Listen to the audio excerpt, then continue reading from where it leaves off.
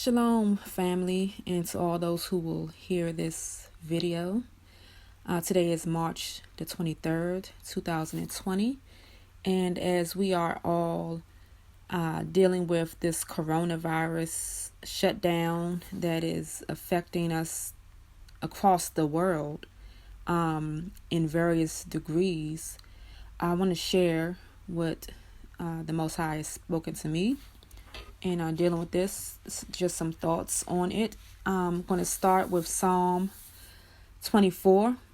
Verse 1 says that the earth belongs to Yahuah and all that fills it, the world and those who dwell in it. The earth belongs to the Most High Yah, and all that fills the earth belongs to him, the world and those who dwell in it. Everything belongs to the Most High. This world belongs to the Most High. So global, worldwide events don't just happen without the Most High's knowledge of it, without the Most High's consent to it. So if Yahuah is involved in the details of our own lives, we should know and believe that if something is happening on a worldwide scale, that the Most High is also involved in that too. So in knowing that, without a doubt, that the Most High, he's in the loop, he's in control. So we don't have to be in a state of panic or in a state of fear for whatever is to come. So we don't have to be in this panic state. Now I'm speaking to those who are the people of Yah and those who are obedient to him and following his voice. So for some, there is a great reason to be afraid. There's a great reason to be panicked because you're not sure of what's going on. You don't know what to expect, and you don't know the Most High as your refuge. So, and you may be in a state where you're not serving the Most High. You're not obedient to the voice of the Most High. So you're not hearing the voice of the Most High. There is absolute reason for you to be panicked and for you to be afraid. So this is a time now, if you find yourself in that category, to come to a place of repentance. What does that mean? To turn from whatever has had you preoccupied up to this point, to turn to seek the face of the Most High. So the word of the Most High, we have to discern who it's talking to when it's talking to us. So we can't put ourselves in the category of those who shouldn't be afraid if we don't fall into the category of those who shouldn't be afraid. And the level of fear and panic that we have is a indicator to us that there may be reason for us to be afraid. So just like fear is a natural mechanism that, warns us of danger in our environment. So if we are afraid when things happen, that is an indicator that something is off within our spiritual reality that needs to be tuned up or fixed. Now, not to be in a condemning type of manner, because we all face fear. Okay, we all may get a little frazzled, may get a little worried, but it shouldn't be an enduring thing in those who are trusting in the Most High. So it's a check-in time. It's a check-in point to see where we're at, and it's an opportunity to get into an alignment, and get back into a place of safety. So Psalm 27, verse 1 through 6. Yahuah, which is the name of the Most High, is my light and my deliverance. Yah is my light and my deliverance. He's my light. What does a light do? A light illuminates in the darkness. So when there's darkness, light comes. When there's chaos, order comes. So light brings order to chaos. So when something is happening that's chaotic, when something is dark, when there's lack of understanding, lack of direction, the Most High becomes our light. Okay, he's our guidance. He gives strength and leads the direction that we should turn to and go in. Okay, so Yahuah is my light, and he's my deliverance, salvation. Okay, that means that he will deliver me. He will bring me out of whatever situation I find myself in. Yahuah is my light and my deliverance. Whom shall I fear? Yahuah is my refuge, is the refuge of my life. Whom shall I dread? He's a refuge. A refuge is a strong place, like a strong tower. He's the strong tower of my life. Whom shall I dread? When evildoers come against me to eat up my flesh, my adversaries and my enemies, they shall stumble and fall. The enemy shall stumble and fall, not me. The enemy shall stumble and fall when they come against me. Though an army encamps against me, my heart does not fear. It doesn't say that an army will never encamp against me. But when it does, my heart does not fear. Though battle comes up against me, these are stating things that will happen. Even then, I would be trusting. Okay, even though these battles come up against me, I will be trusting in Yahuah. And he says in verse 4, one matter I asked of Yahuah, and this I seek, to dwell in the house of Yahuah all the days of my life. This is the question that I ask, despite the fact that the enemy is coming against me, despite the fact that all these things are happening, the battles that are coming up. This is the question that I have, is what he's saying in this verse. It says, and this is what I'm going to seek after. I'm going to seek to dwell in the house of Yahuah all the days of my life, to see the pleasantness of Yahuah, and to inquire in his Hakal, his temple. So he's saying that despite these things, my focus is going to be on the house of Yahuah. Because guess what? If you're in his house, you're under what? His protection, right? So if you're seeking to be in his house and your focus and attention is on being in his house and seeking to be in his house, and that's your pursuit each day of your life, and you're desiring to see the goodness of Yahuah and to inquire in his temple, the place where he dwells, the place of service and sacrifice, then you find yourself already under his covering. If you're in my house, then you're under my protection, right? So verse 5 says, for in the day of evil, he hides me in his booth. In the covering of his tent, he hides me. His covering is over you. You're in his tent. You're in the secret place with him. So he's covering you when you're seeking to be in his house. And it says, on a rock, he raises me up. On a rock, he raises me up. And now my head is lifted up above my enemies all around me. And I sacrifice in his tent with sacrifices of sound. I sing praises to Yahuah. Okay, so it says that he's lifted you up above your enemies. So if your enemies, if you're on the same level as your enemies, or if you're below your enemies, they can find you. They can seek you and they can find you. But if you're lifted up high above them, then they can't see you. They can't find you. You're hidden in a place that's higher than them. And that's what the Most High does for us. He hides us in his tent. So our focus is to be on seeking to dwell in his house, seeking to be in his house. And when our focus is on that, we find ourselves hidden from the times of trouble, even though trouble encamps around us. Amen. Hallelujah. So we're protected from the enemy, even though the enemy has plans and agendas. Okay, so we know that the enemy has plans and agendas. So the Most High is in control of the earth and everything that's going on. He's aware of it. And we know at the simultaneously, the enemy has his own plans and his own agendas. But those plans and agendas are not going to succeed against those who trust in Yahuah and obey his word. Those plans will not succeed. Those plans will encamp around us. Those plans will go into look like what's going into effect, but they will not succeed against those who trust in the Most High and who are in obedience to his word, because we are in his house, and we're in his house that is lifted up on a rock, because the Most High is on a high place. He's on a high mountain. Okay, so we're in that place, hidden in his tent, in his house, when we are trusting in him, clinging strongly to him, and that trust is evident through our obedience. Okay. So yes, the enemy has agendas. Okay, we know what's happening, all the different various things that could be happening right now. We've heard of stuff like this 5G technology, that they may be trying to do. We know the EMFs and the stuff that comes from that. We know the different plans we've seen about martial law and all those type of things that, may come from that. We know the different conspiracies and things that related to forcing vaccines and what these vaccines contain. We know all of these agendas and plans that man has. But what we can be sure of is in Proverbs 19:21 says that many are the plans in a man's heart, but it's the counsel of Yahuah that stands.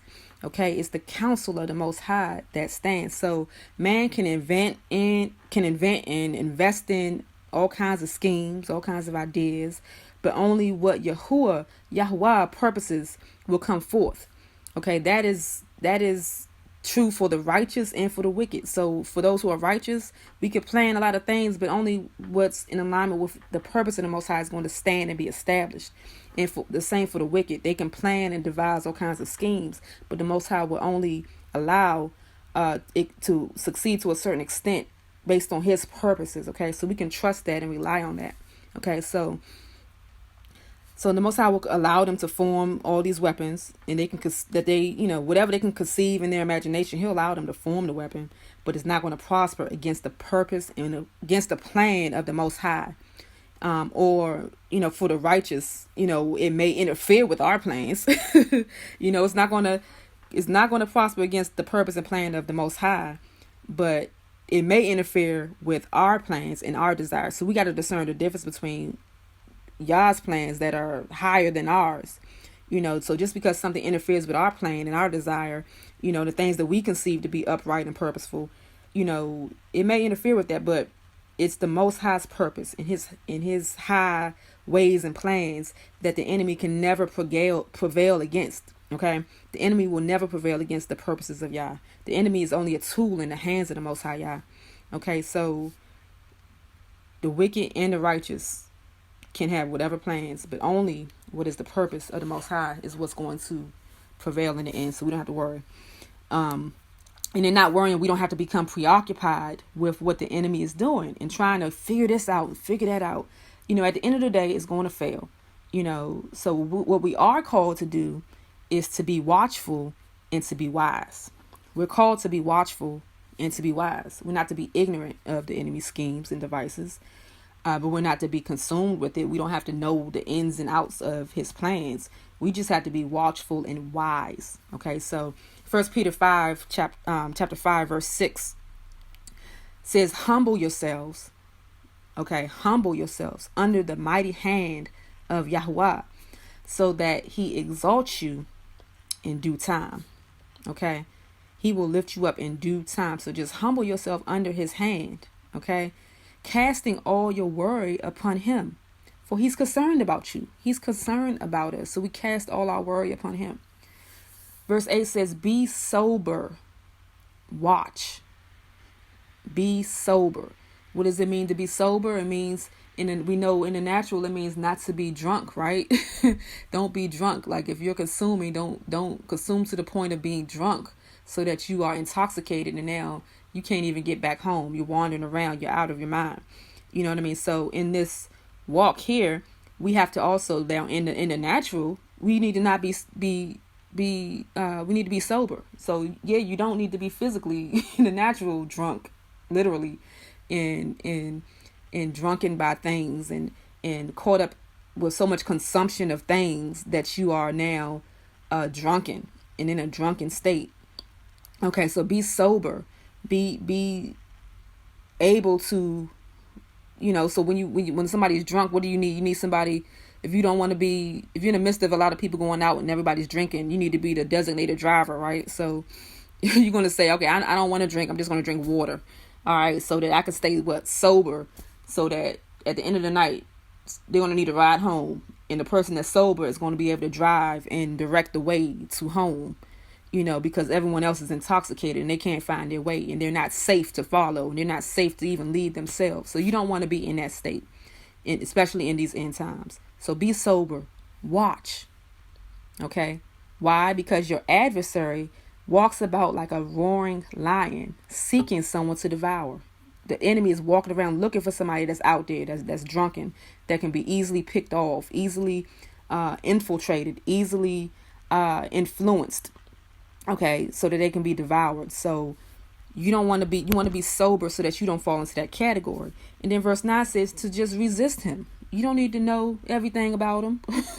You just need to resist him, and you resist him by being sober-minded. And it says be firm in the belief. By being firm in your trust of the Most High, you're able to resist the enemy, okay? Knowing that the same hardships are experienced by your brotherhood in the world. These are the same things that we're experiencing from one corner of the globe to the other corner of the earth. So we are facing this worldwide, okay? The same types of hardships, all right? So just stand firm in your trust of the Most High. Let him be the anchor and resist the enemy, okay? Don't become preoccupied with the enemy's ways and what he's trying to do. All you have to do is resist him. Be sober, watch, and resist when these things come to your dwelling. So when you're presented with these opportunities that in these agendas that the enemy will bring to us, resist it. And this is and that's all that it is. In the Elohim of all favor, who called you to his everlasting esteem by Messiah Yahusha, after you have suffered a while. You may suffer for a while. You may have to endure something, but it says after you have suffered for a while, he himself will perfect you, establish you, strengthen you, and settle you. Okay? To him be the esteem and the might forever and ever. Amen. Hallelujah. All right, so you may have to endure some things, but the Most High himself, you're going to be perfected. He's going to perfect you. All right, he's going to establish you. He's going to strengthen you as you're going through these things, okay? And he's going to settle you, all right? We're perfected through our trials. Matthew chapter 24, starting at verse 42. This is Yahusha speaking. He's saying, Yahusha the Messiah, he's speaking, saying, watch.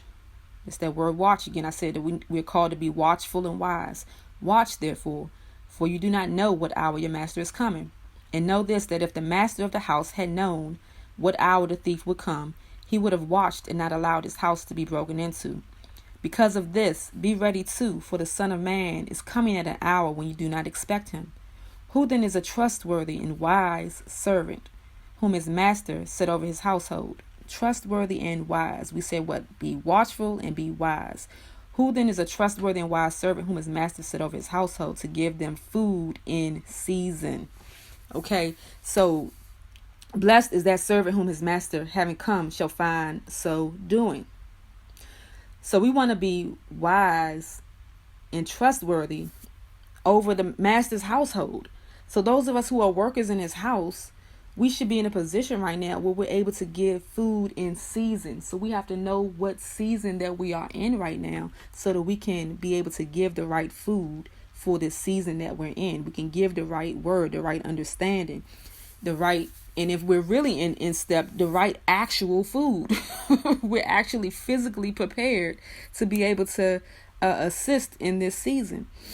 So that's part of being trustworthy. That's part of being wise. And it doesn't start in crisis. It starts well before crisis, so that when crisis comes, you're prepared already for that crisis. So it comes and it tests us, and it tests our readiness and our preparedness and what we've been doing up to the point. You can't scurry around. When you have to do what you got to do, if you're not prepared, you got to do what you got to do. And the Most High will lead you in wisdom, in that season. But it's better to be prepared already than to have to prepare. But it says that the Most High, blessed is the servant whom his master, having come, finds doing this, giving food in season. Truly I said to you that he shall set him over all his possessions. But if that evil servant says in his heart, my master is delaying his coming, begins to beat his fellow servants and to eat and drink with the drunkards, the master of that servant shall come on a day when he does not expect, and in an hour he does not know. So he's saying if you get lazy, you get sidetracked, you get distracted in this process of this walk, and then in the process you begin to beat your fellow servants, you begin to beat people down. You're instead of building up, you're beating people down. Okay, you're not giving what you're supposed to be giving to them, and instead you're with the drunkards. You're with those who are consuming who are bent on consumption, who are focused on eating and drinking, who are focused on taking in things that feed self instead of being focused on making sure that the whole is taken care of. So if you find yourself with them, then the service is going to sneak up on you and come on a day when you're not expecting. And this right here can be an example of a season that you wouldn't have been expecting if you're with the drunkards bent on consumption.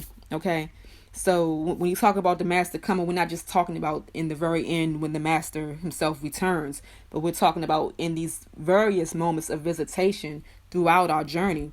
When the master visits upon us, are you ready? Okay, and it says at verse 51, he shall cut him in two and appoint him his portion with the hypocrites, and there shall be weeping and gnashing of teeth. So you don't want to find yourself in that place where you're deemed to be a hypocrite. All right. Matthew 25 verse 1, just the next chapter, says, then the kingdom of the heavens shall be compared to 10 maidens who took their lamps and went out to meet the bridegroom.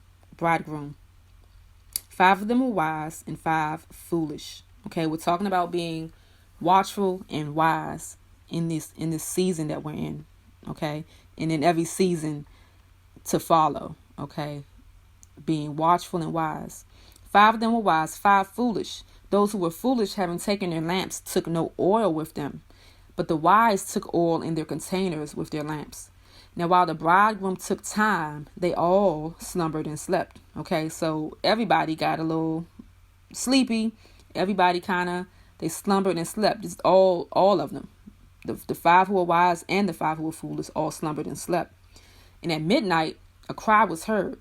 See, the bridegroom is coming. Go out to meet him. Then all those maidens rose up and trimmed their lamps. Okay. And the foolish said to the wise, give us of your oil, because our lamps are going out. But the wise answered, saying, no, indeed, there would not be enough for us and you. Instead, go to those who sell and buy for yourselves. And while they went to buy, the bridegroom came, and those who were ready went in with him to the wedding feast, and the door was shut. And later, the other maidens also came, saying, Master, Master, open up for us. But he answering said, truly I say to you, I do not know you. Watch therefore, because you do not know the day nor the hour in which the Son of Man is coming. So we see that they have wise, the 5 wise and the 5 foolish virgins.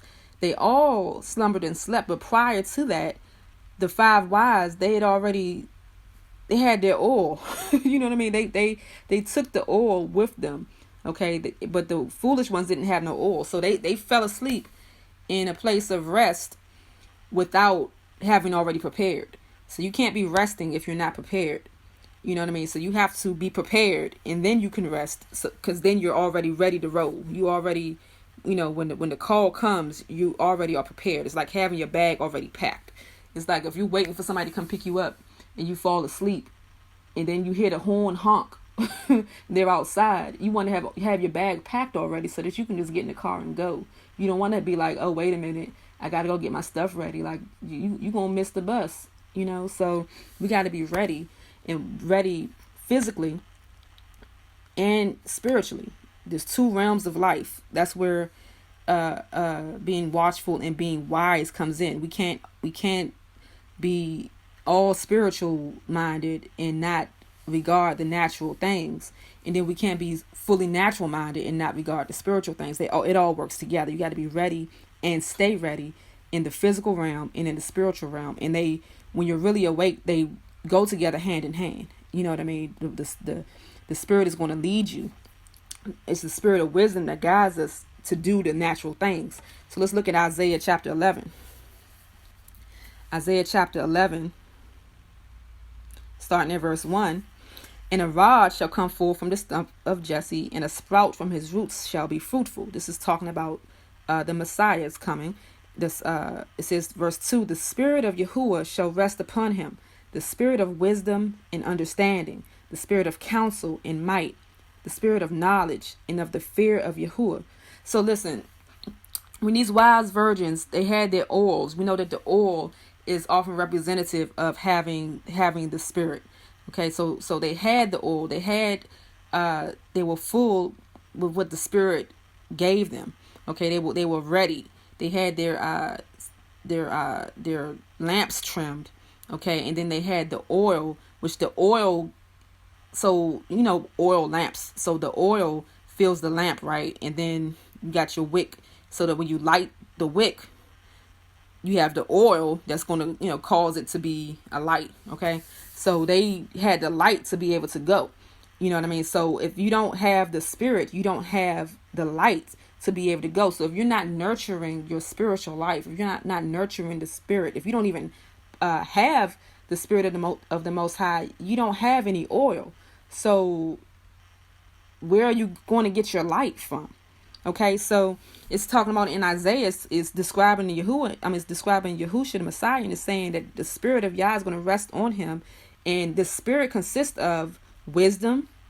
The Spirit consists of understanding, of counsel, of might, which is power, of knowledge, and of the fear of Yahuah. And these things is what is going to lead. So this Spirit, the different elements of the Spirit that's upon him is going to lead him. It says in verse 3, it shall make him breathe in the fear of Yahuah, and he shall not judge by the sight of his eyes, nor decide by the hearing of his ears. So when you have the Spirit, you're not judging things by the sight of your eyes or by the hearing of your ears in the natural.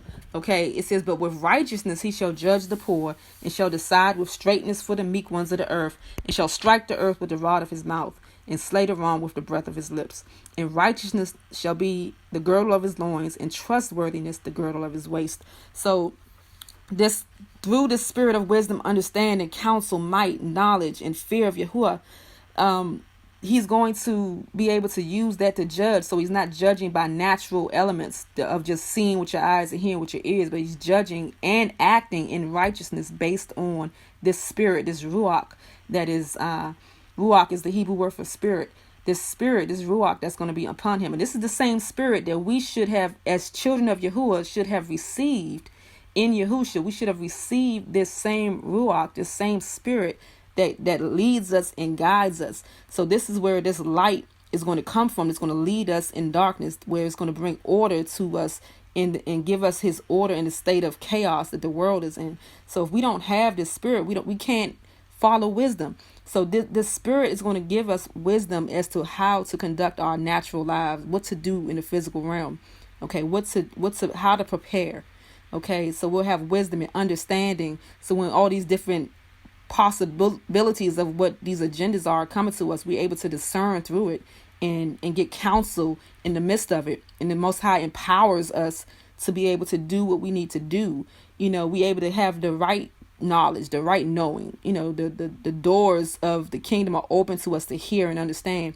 And we're walking in the fear of Yahuah, not puffed up. Okay, so we need to be prepared, watchful, and wise. Okay, walking in his Ruach, his Spirit always, so that we are in position.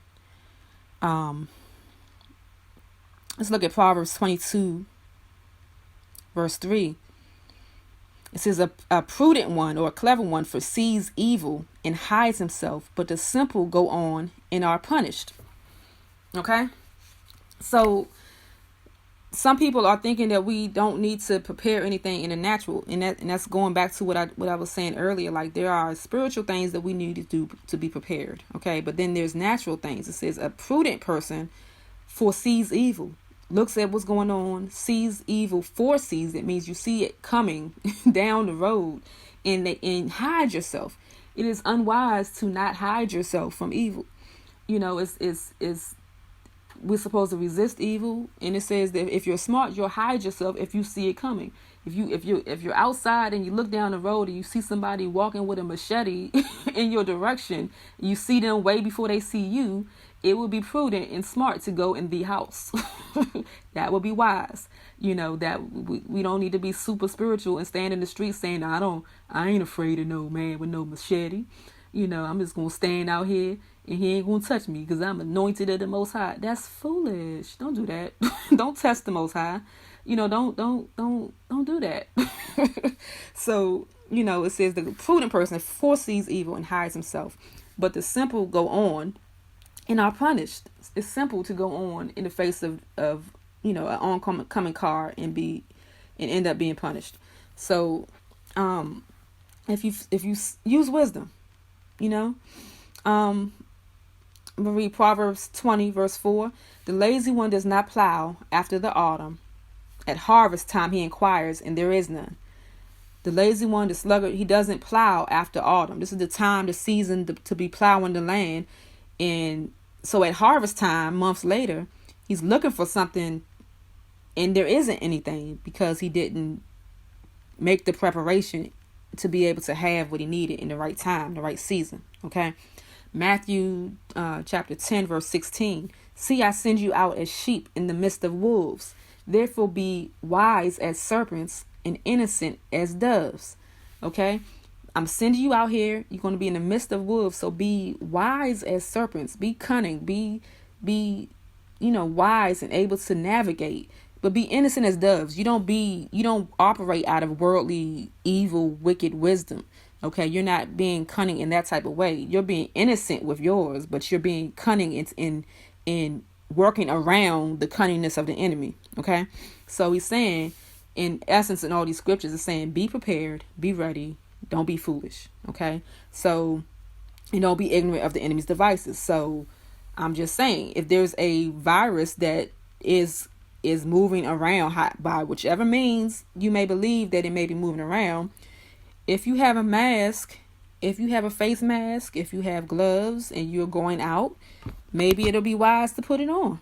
If you know that you have a compromised immune system, particularly, if you have a compromised immune system or a compromised respiratory system, or if you are in contact with somebody else who does, okay? It's not just about us as individuals. Some of us are in contact with people who have a compromised immune system or a compromised respiratory system. So if this is really some kind of bug, how even, though this doesn't seem to be, something that's more serious than your average, virus that goes around, just seems to be more contagious.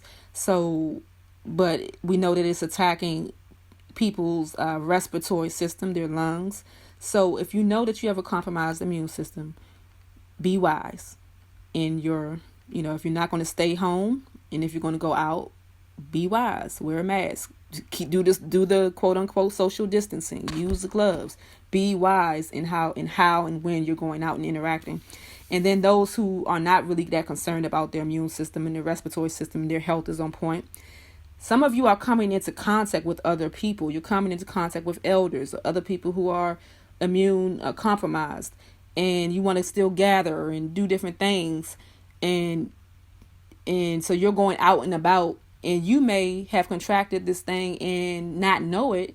And now you're going to bring this back to this other person. So you have to be wise in thinking about yourself, and also thinking about those of your household and those of the household of Yah. Okay, so don't just think of yourself, think of others that you're connected to. Don't be so puffed up that you're not fearful and end up bringing harm to somebody else. We don't want to give the enemy a foothold into our household or into our community. So we have to be wise. We have to humble ourselves and hear what the Most High Yah is doing and saying.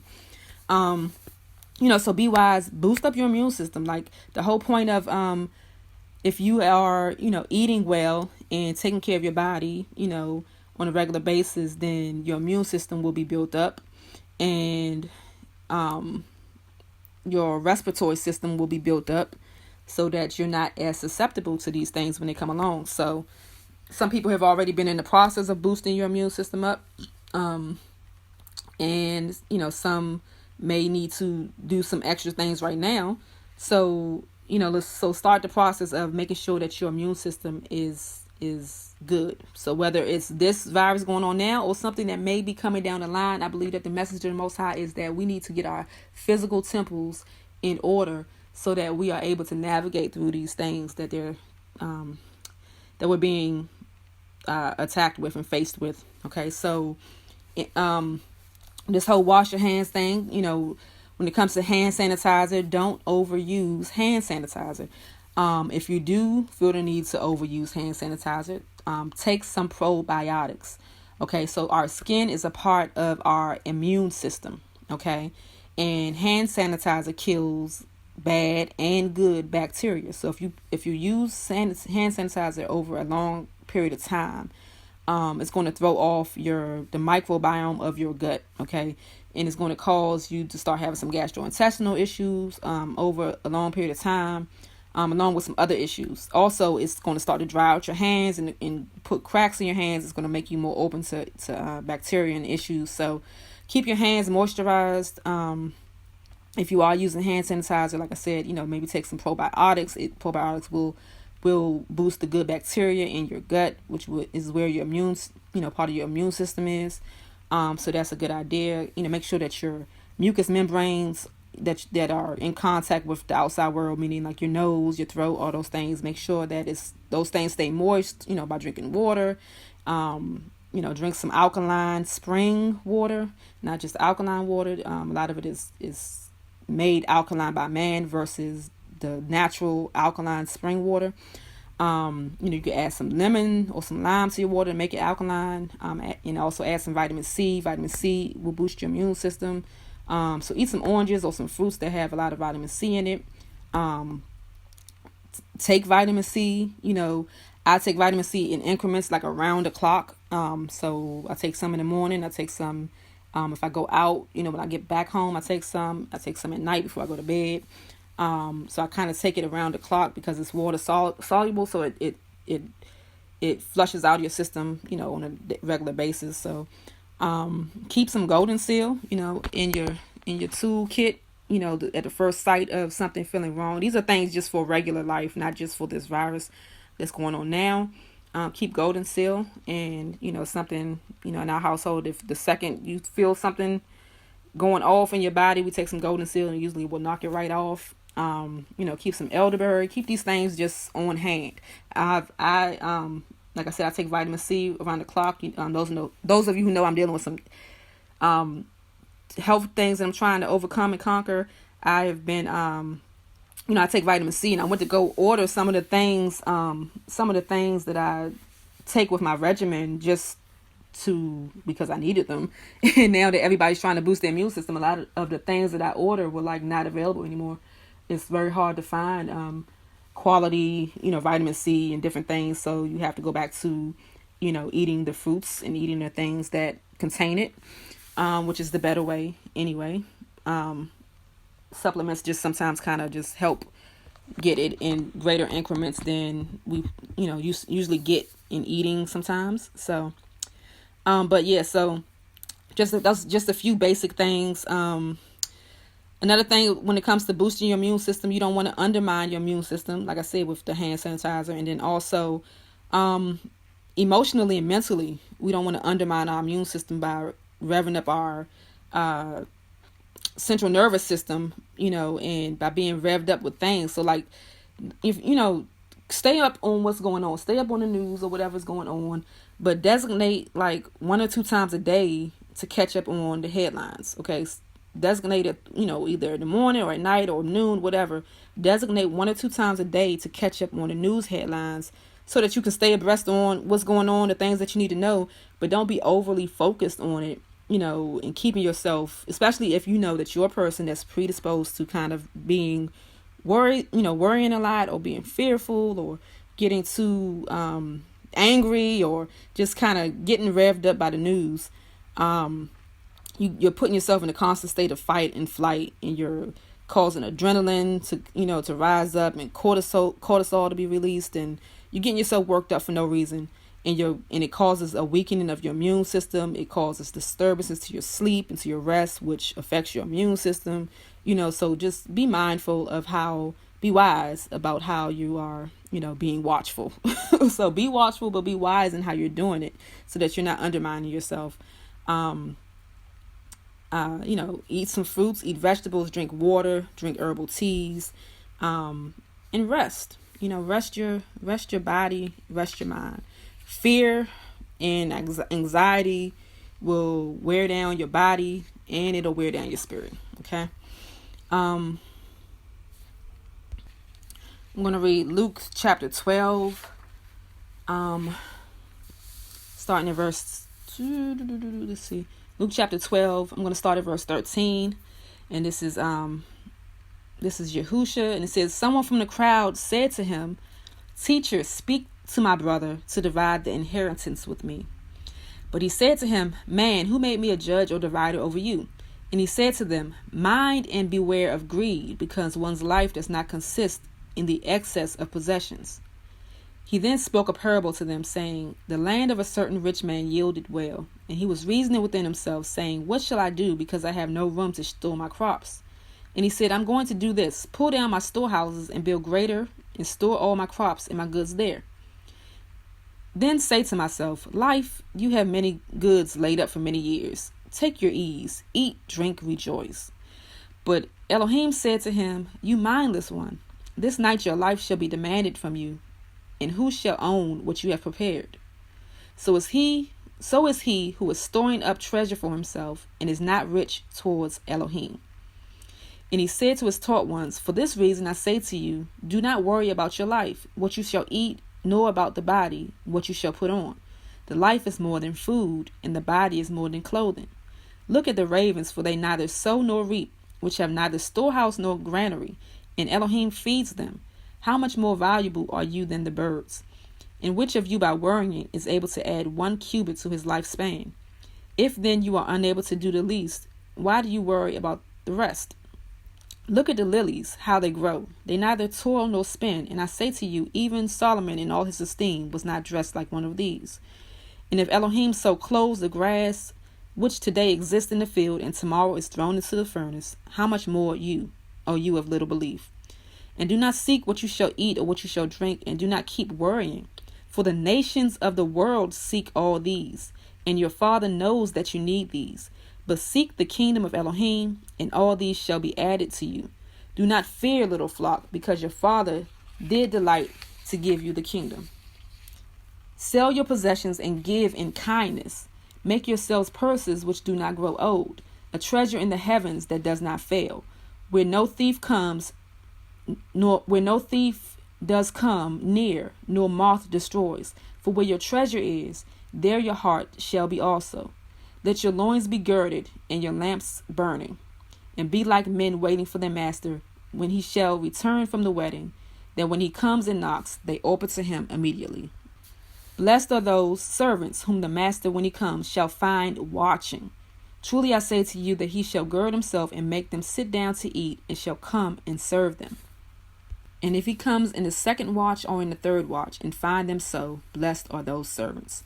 So he's saying no matter what watch, if it's the second watch or the third watch, and if he finds the servant still watching, they're blessed. Okay, so the Messiah here is talking about, it started off with this person that's, wants him to judge over the division of an inheritance, and Messiah is trying to shift their focus to say, okay, you're so consumed with your things, you're so consumed with your possessions, and life does not exist in the excess of your possessions. Okay, so he's shifting their focus, one, to those who are storing up all kinds of things, that, what did it say? It said in verse 33, sell your possessions and give in kindness.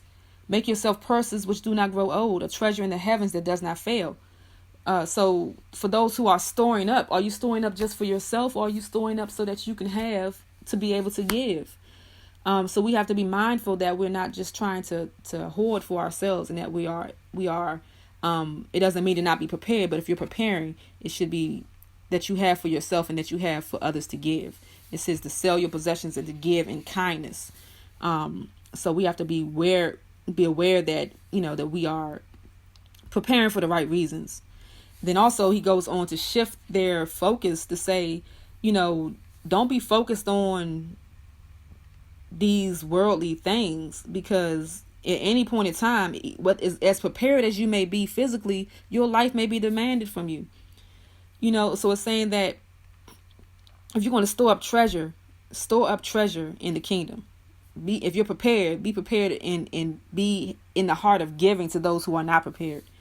So he's saying here to the taught ones, to his students, he's saying, shifting the focus even more to say, like, and if you don't have to worry about these things, because even in nature, the things that do not sow and reap, the things that don't have these storehouses, if you don't have these things, the Most High still will provide for you if you are His. So don't worry. You can't add anything to your life by worrying. So when we're talking about this fear and these different things, like by worrying, you're showing that you don't trust that the Most High can provide, despite whether you have things stored up. Doesn't matter whether you don't have things stored up. It doesn't matter. If you find yourself in this crisis right now, it is what it is. You are where you are.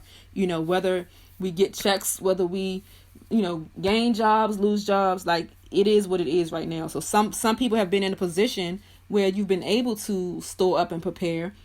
Consider yourself blessed in that manner. Don't be puffed up against those who could not prepare, because it's not always because they didn't have the wisdom or the the sight to do so, but sometimes we not in a position to do so. So don't be puffed up if you are prepared right now. Have the heart to be able to be wise in helping those who need your help, and those who find themselves in a place where they don't have all of the preparations that they need. Don't you be worried, because the Most High knows what you need and He will provide for you. And when we look at this in a community measure, we should all be able to provide, so that those who have the most can give to those who have the least, and we all have what we need together. So He talks to them. He tells them, not to worry about what you eat and drink, and the Father knows you have these things. And when you seek first the kingdom, everything that you need will be added to you. You just continue to watch and be on guard of the season that we're in. Philippians chapter 4 verse 4 says, "Rejoice in Yahuah always. Again I say rejoice. Let your gentleness be known to all men. The Master is near." Let your gentleness be known to all men. The Master is near. "Do not worry at all, but in every matter by prayer and petition with thanksgiving, let your requests be made known to Elohim. And the peace of Elohim, which surpasses all understanding, shall guard your hearts and minds through Messiah Yahusha. For the rest, brothers, whatever is true, whatever is noble, whatever is righteous, whatever is clean, whatever is lovely, whatever is of good report, if there is any uprightness and if there is any praise, think on these." These are the things that we want to be thinking on and meditating on, and not worrying, but by prayer and petition and with thanksgiving, giving praise to the Most High and making our requests known and leaving it there and allowing Him to give us peace that surpasses what we can comprehend and know in our minds. He'll guard us in that and keep our minds on the good report. We have to guard ourselves in those ways, because our natural flesh tends for some of us to not go in that direction. Some of us are inclined towards worry. We have to work actively to not be taken down by worry. Okay, so we have to choose what we're focused on, those good things, and not on what can potentially be of the evil of this world. Some people are so preoccupied with things like the mark of the beast, and what thing that's going to come. Is it going to be the vaccine? Is it going to be this thing? Is it going to be that thing? Is this going to be the mark of the beast? But the point is not to figure out, the mark of the beast. Because if you have the mark of the Most High, you're not going to be encumbered with the mark of the beast. If you're focused on the right things, if you're focused on being marked by the Most High Yah, then you don't have to worry about being marked by the beast system. Because whatever you think is going to happen in the natural that is going to fall into that category of being a mark of a beast, know with all certainty that by that time, if that is a time that's coming, each person is already marked. Okay, we are already marked. Revelation 16:15. I'm not going to read the verse in Revelation that talks about the mark of the beast. I believe one verse is in Revelation 13. But Revelation 16:15 says, "See, I am coming as a thief. Blessed," this is Messiah talking. "See, I am coming as a thief. Blessed is he who is staying awake and guarding his garments, lest he walk naked and they see his shame." So blessed is he who is staying awake. Just focus on staying awake and guarding your garments, making sure that you're wearing and clothed in the right thing, that you're clothed in His righteousness. Okay. And otherwise you're going to be found naked. and you're going to be in a place of shame. Okay, know what the Most High's will is in this situation that's going on. That's what we have to focus on, knowing what Yah's will is for us right now. Revelations 12 verse 1 says, I call upon you, therefore, brothers, through the compassion of Elohim, to present your bodies a living offering, set apart, well-pleasing to Yahuah, your reasonable worship. And do not be conformed to this world, but be transformed by the renewing of your mind, so that you prove what is that good and well-pleasing and perfect desire of Elohim. So we have to submit our bodies, present ourselves to the Most High, and be a living sacrifice and offering, and make sure our mind is transformed and not conformed to this world right now, so that we can prove, discern, know what the good and well-pleasing, perfect will, the perfect desire of the Most High is in all things, in all seasons. We have to be transformed. We can't have a mind that is conformed to the things of the world, the ways of the world, the fear of the world, the seasons of the world. We can't be focused on the holidays of the world and the time spans of the world. We have to be completely transformed and renewed so that we know what the will of Yah is. So right now, we're coming up on a new moon.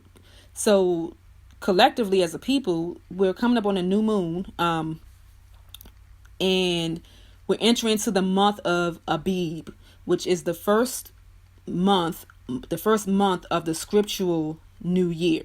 So the new year is not in January. The new year is coming up now, based on scripture. It's called the month of Abib, and this is the beginning season. So we have to. So when we are conformed to the world, we're not in tune with what's going on scripturally.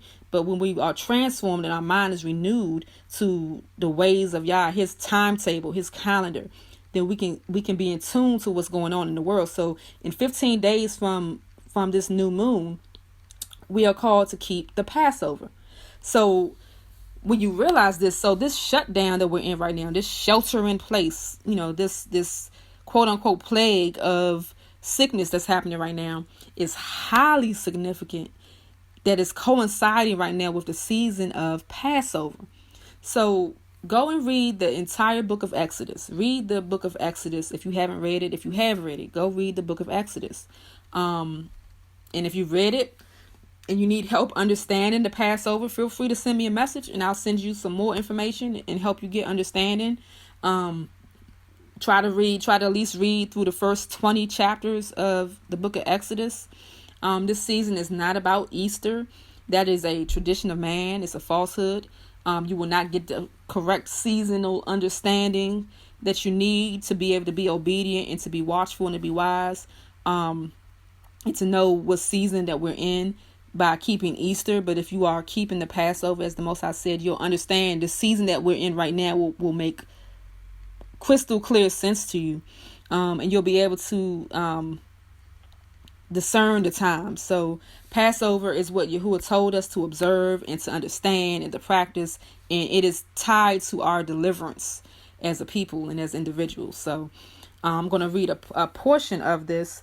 In Exodus 13, it says, And Yahuah spoke to Moses, saying, Set apart to me all the firstborn, the one opening the womb among the children of Yisrael, among man and among beast, it is mine.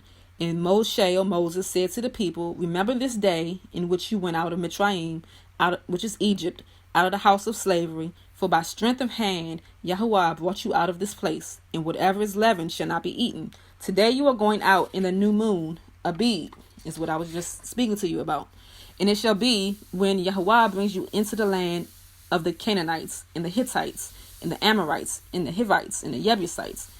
These were all enemies of the people, which he swore to your fathers to give you, a land flowing with milk and honey, that you shall keep this service in this new moon. 7 days you eat unleavened bread, and on the seventh day is a festival to Yahuah. Unleavened bread is to be eaten the 7 days, and whatever is leavened is not to be seen with you, and leaven is not to be seen with you within your borders. And you shall inform your son in that day, saying, It is because of what Yahuah did for me when I came up from Egypt, Mitzrayim. And it shall be as a sign to you on your hand. Listen, it shall be as a sign to you on your hand, and as a reminder between your eyes, that the Torah, the instructions of Yahuah, is to be in your mouth, for with a strong hand Yahuah has brought you out of Mitzrayim. Okay, so he said, it shall be a sign on your hand and a reminder between your eyes. So if you go, I believe it's Revelation 13, and read where it talks about the mark of the beast, and it says that it's going to be on their head and on their hand. Okay, it's going to be on their forehead and on their hand.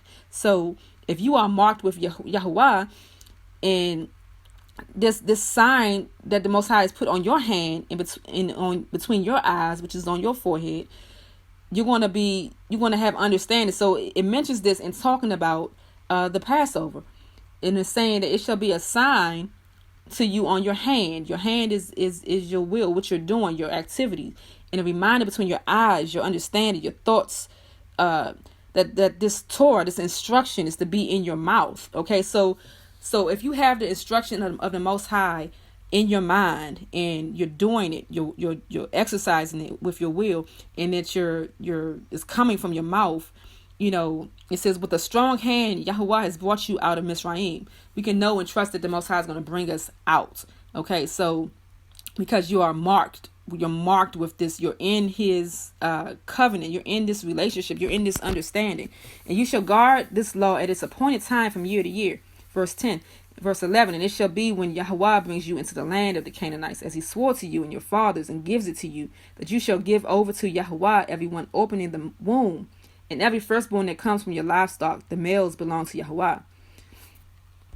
But every firstborn of a donkey you are to ransom with the lamb, and if you do not ransom it, then you shall break its neck. And every firstborn of man among your sons you are to ransom.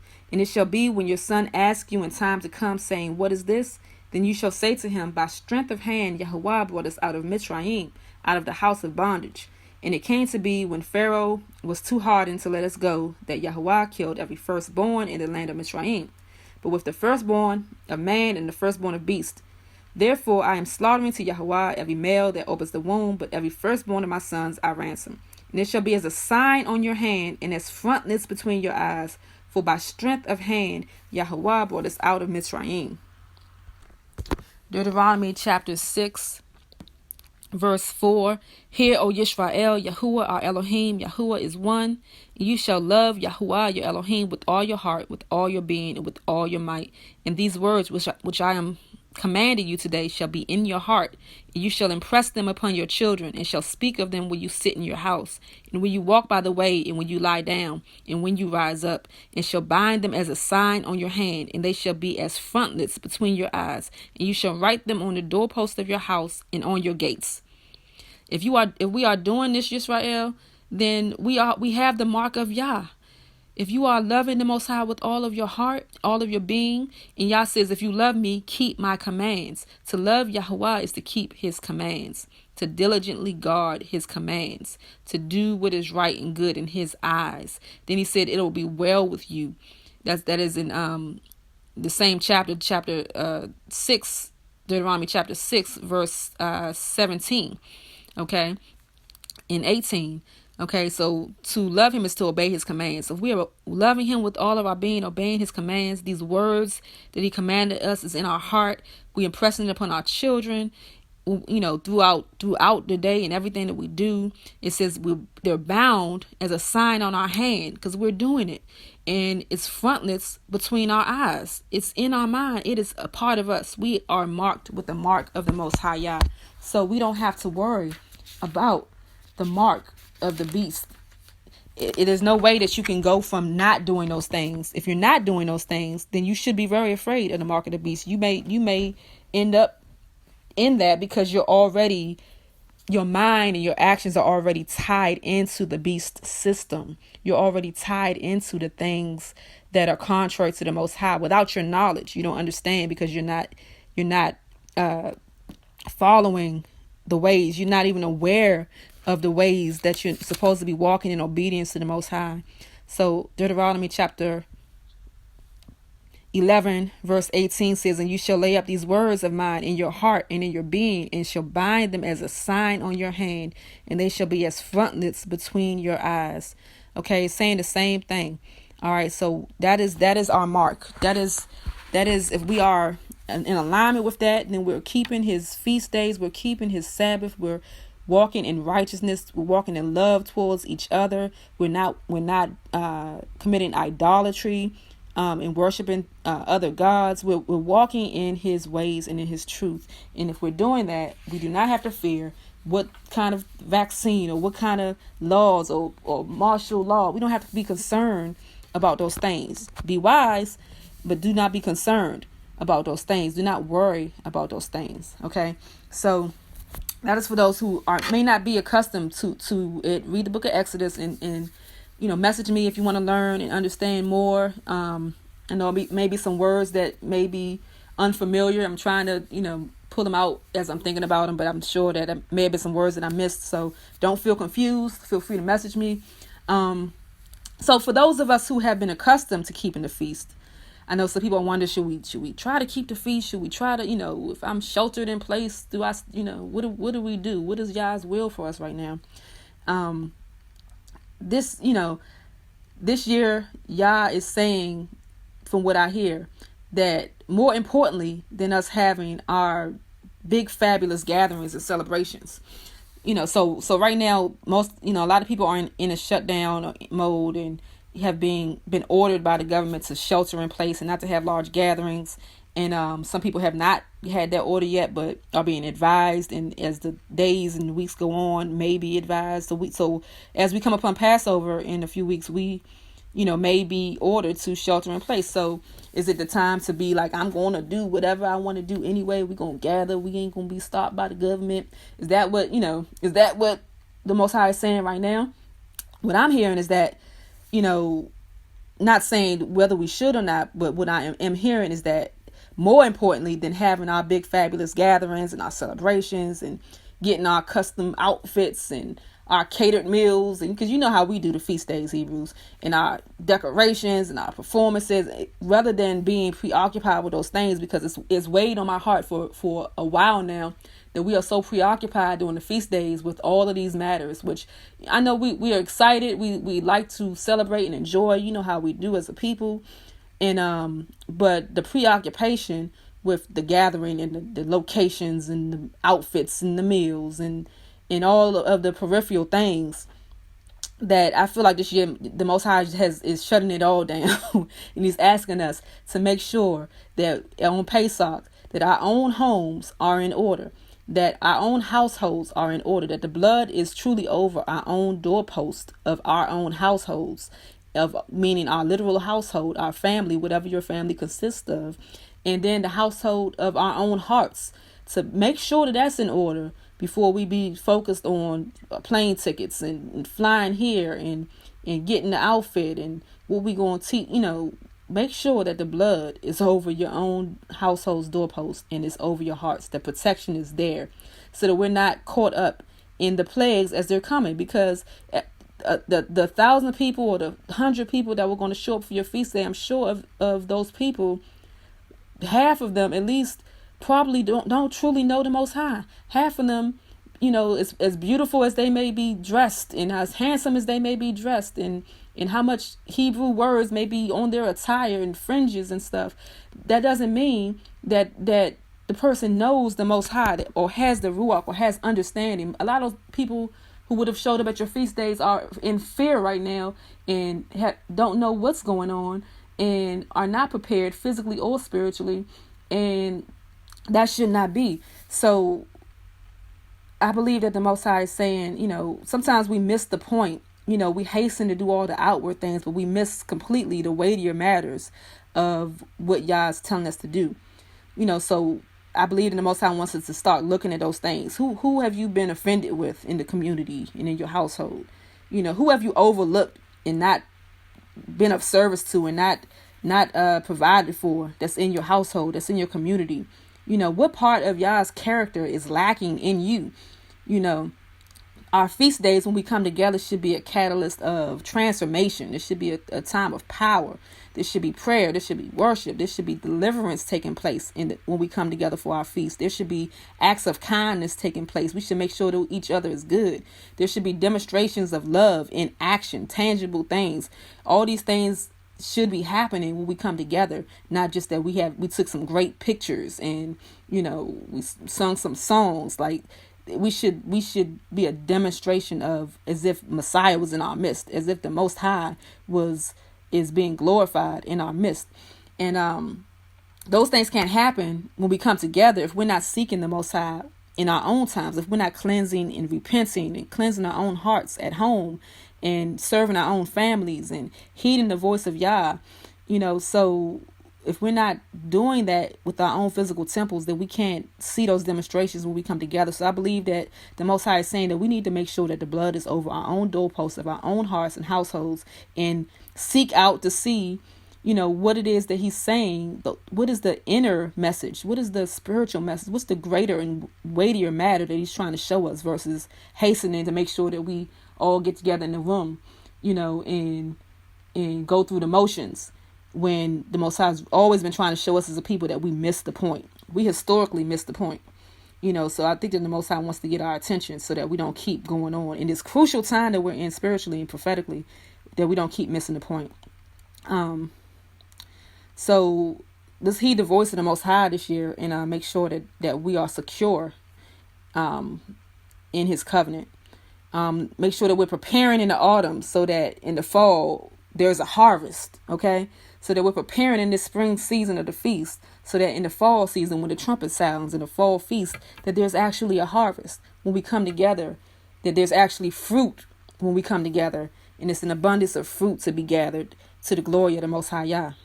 Okay, so I know that we're familiar with Isaiah chapter 58, when this is dealing with another feast day, dealing with Yom Kippur, and it's dealing with the time of the fast, and it says, is this not the fast that I've chosen? So they're saying to the Most High, I'm gonna start at verse 6, but leading up to this, they're saying, it seems like you don't, we fasting, but it seems like you're not seeing us, and he's saying, is not the fast that I've chosen to loosen the tight cords of wrongness, to undo the bands of the yoke, to exempt the oppressed, to break off every yoke?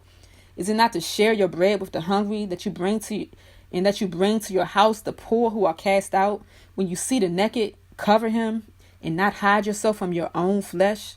Then your light will break forth like the morning, your healing spring forth speedily, and your righteousness shall go before you. The glory, the esteem of Yahuah will be your rear guard.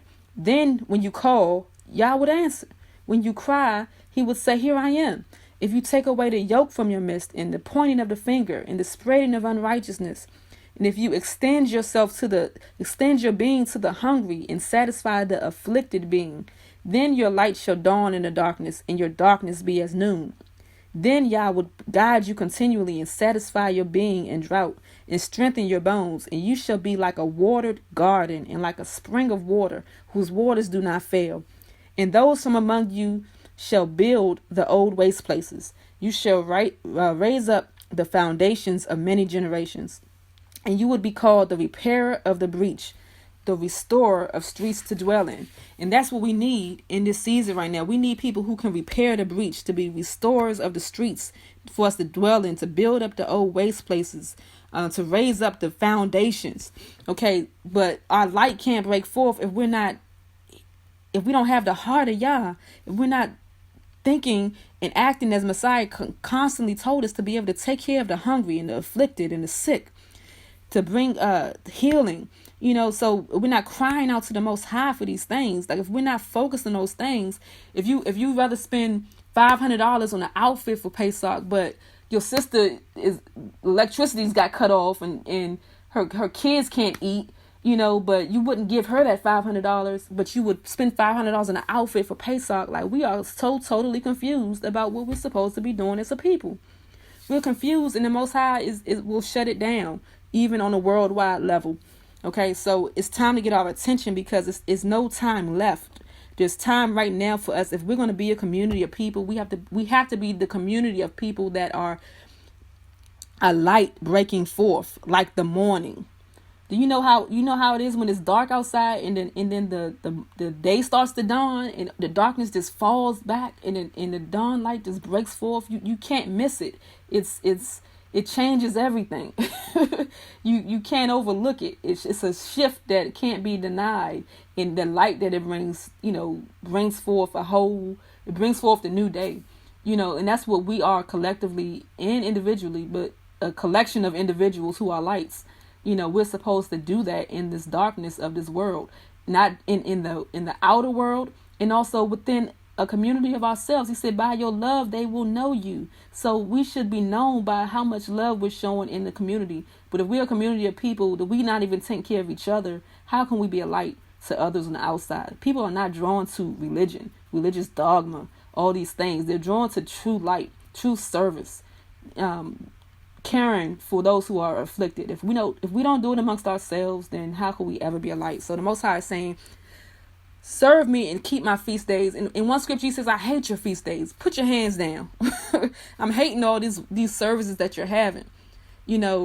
Like, we should be tired of talking and debating and reading the Torah and not doing the Torah and raising our hands to think that we're worshiping but not surrendering. We have to move and shift in this season if we want to see the power and deliverance amongst ourselves, but to be able to be the vessels that brings that to the world, to those who have not yet come fully into the covenant, into the relationship with the Most High, into keeping and obeying his commands. How can we draw them in? How can we be a tool and a vessel if we are self-centered, if we're selfish, if we're not obedient, if we're not caring, if we are puffed up? We have to shift, and this is the season to do it. The Most High is giving us these chances and opportunities, and we have to see it and take it for what it is. So we know that all things are working out for the good of those who love the Most High. And the Most High, those who love the Most High are those who keep his commandments. And if we are not found keeping his commandments, then you're not in the right position to hear his voice and to be led of his spirit.